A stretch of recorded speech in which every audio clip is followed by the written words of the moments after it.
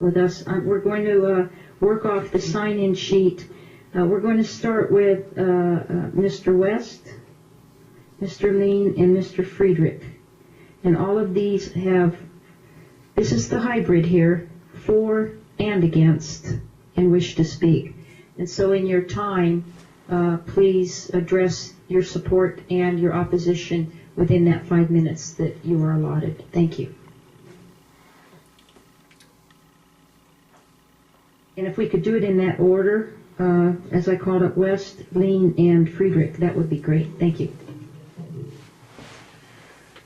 Madam Chairman, members of the committee, good morning. My name is Fable West, F as in Frank, A, V as in Victor, I-L, West, W-S-T.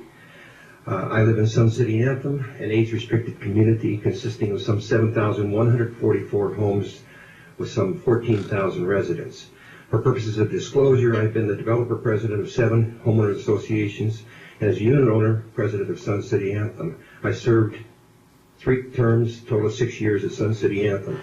I currently serve on the Commission for Common Interest Communities and Condominium Hotels, which I'll refer to as the CIC, several corporate boards, and as president and co-founder of a foundation assisting seniors. That's a 501c3.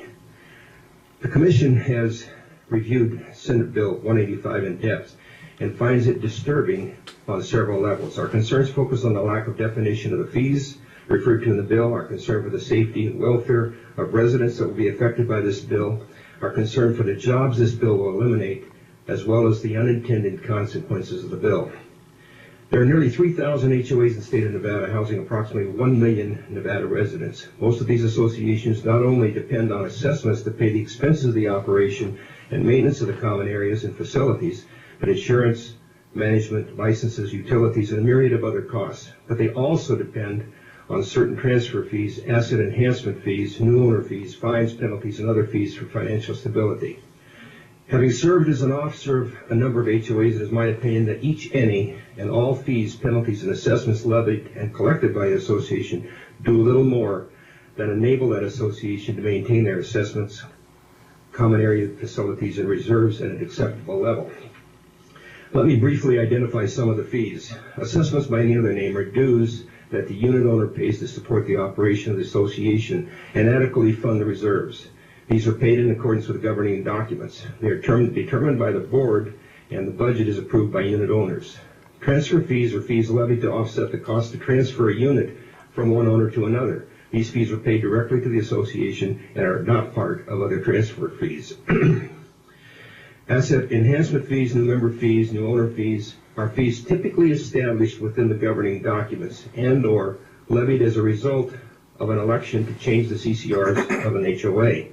I can speak directly to this because in March of 2003, I was appointed to chair a transfer committee and at Sun City Anthem.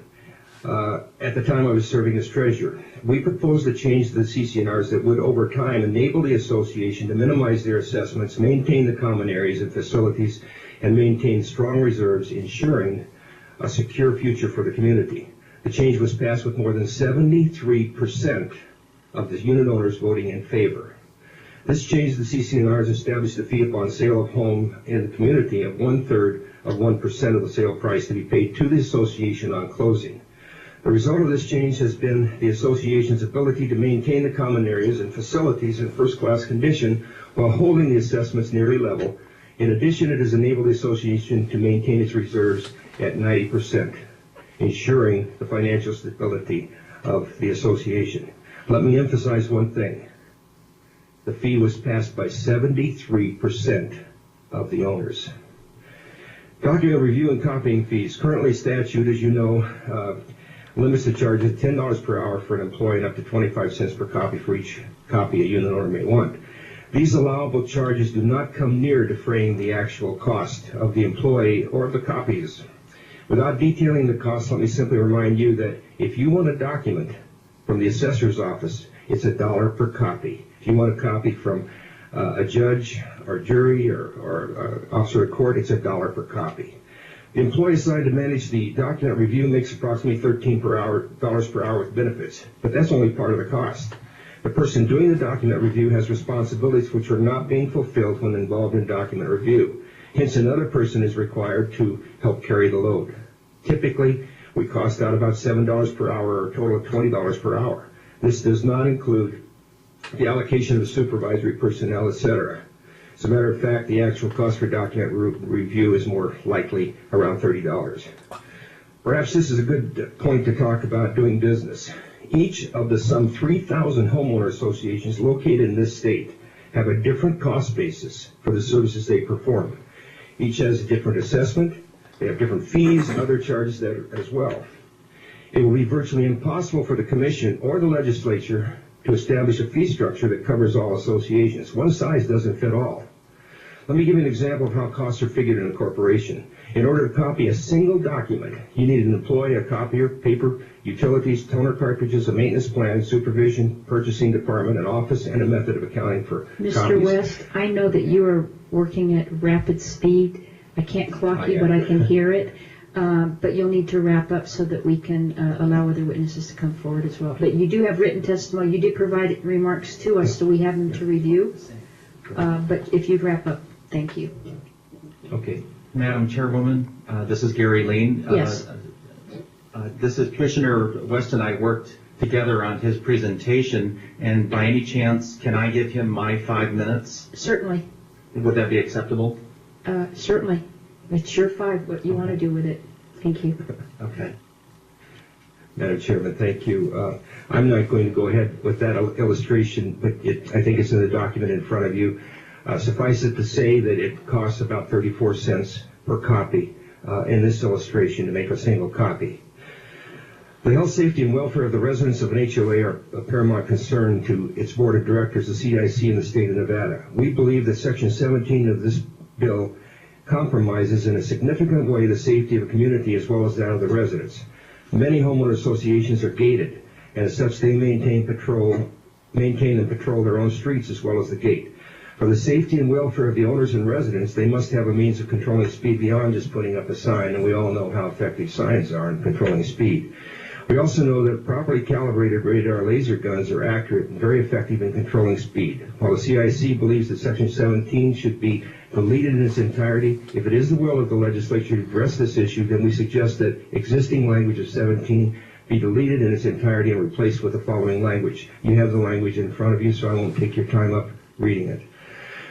The CIC is concerned that if this bill were to pass as drafted, it would reduce the revenue of many associations, impacting in a negative way the financial health of these HOAs, resulting in a reduction in the workforce, in the value and usability of the common areas and facilities, and the resale value of the units, as well as provide fewer opportunities for service providers. The unintended consequences of this bill are many and varied. The following are but a few. The fact that the CIC is required by this statute to set limits on fees and write certain regulations will require the Commission to add 10 to 15 sessions to the calendar, negatively impacting the state budget. The AG office as well as the division office will have to furnish staff for these meetings, again impacting the budget as well as increasing the workload of the employees. Some homeowner associations will suffer significant financial problems as a result of this bill, and it's likely that homeowner assessments will have to be increased. This bill essentially provides that unit owners will bear the expenses for the few who wish to research and copy association documents, usually resulting in frivolous, indeed vexatious filings with the Ombudsman. Costs could be established would be too high for some committees and too low for others. One size does not fit all. In short, the Commission believes that the negatives in this bill far outweigh the positives and that it should be allowed to die or to be significantly amended. Thank you very much for your forbearance and patience. We appreciate your efforts to make Nevada the finest of the 50 states. If you have any questions, I'll be happy to answer them now. And thank you, I do. And combined time came in a little under it. Thank you. I see that you had signed in on the sheet for and against, and I'm just curious, what about the bill can you support? Well, I think that, depending on how you look at the radar guns, if you take what we put in here in gated communities, we could support that end of it. Excuse me, Mr. West, you would support 17. The amendment that you're providing? The amendment, yes. There are a couple of areas, and I'm trying to remember now, the bringing back the fact that a homeowners association doesn't have to have all homeowners. We support that. That runs back to the previous law. In certain cases, the litigation that the senator brought up, limitations on it, we do support some of those things. Our problem in trying to figure this bill out, in all honesty, was there's a little bit of confusion, and we spent a number of hours going over it. And I think it's going to require some work so that we can understand it. And, you know, of course, I'm sure you're much smarter than we are, certainly to me. And let me clarify, in the litigation part, was that the non-binding arbitration portion of the measure that you Yes, ma'am. are addressing? Okay, the Yes, questions? ma'am. You know, there's one other thing, and I think the senator brought out a good point here. People don't understand non-binding arbitration, and I think, you know, I was a member of the American Arbitration Association for 13 years, and, you know, maybe I understand a little bit about it, but not that much. But I think it needs to be defined so that the regular homeowner that the senator is addressing will understand it. Mm-hmm. Okay, thank you. Questions or comments, committee? Okay, thank you. Thank you. Does Mr. Lean have about 2 minutes?